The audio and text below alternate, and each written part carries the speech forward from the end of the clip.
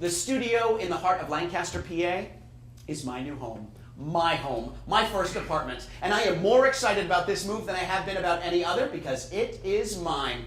And Michelle is only a half-hour bus ride away from my place. Look, I am so excited about the move, I decided I'm going to take my sleeping bag and spend the first night in my new apartment on the floor before my furniture arrives in the afternoon. I catch the last bus from Millersville and I make it to my place very late and very tired. I have to use my lighter to get the key in the lock of the private entrance of my new apartment. Throw the sleeping bag on the floor, and I lay down to get some rest. Start to doze. My arm's a little itchy. That's good. Oh, my neck's a little itchy, too. Nose is itchy. Something just crawled in my mouth. I pull my lighter out of my pocket just in time to see a large black roach fall from my hair onto the sleeping bag.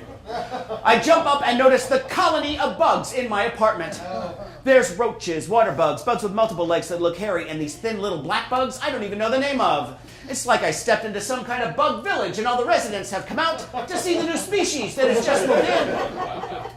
I run out of my apartment and spend the rest of the night half sleeping and crying on the stairs of my new apartment. But the next morning, I'm not sad anymore. I am angry. How dare these bugs try and steal my apartment from me? Fuck them. I went to the hardware store. I need something strong that will kill all different kinds of bugs. He handed me a box with a skull and crossbones on it and in tiny lettering underneath the word poison. I paid and got the box home, opened the box. Inside was a bag filled with a white powder. I poured it all over my apartment. By the time I was done, my apartment looked like a coke lover's dream. I was hoping to watch each bug come out and die right in front of me. I went to Michelle's place and rescheduled my move for the next day.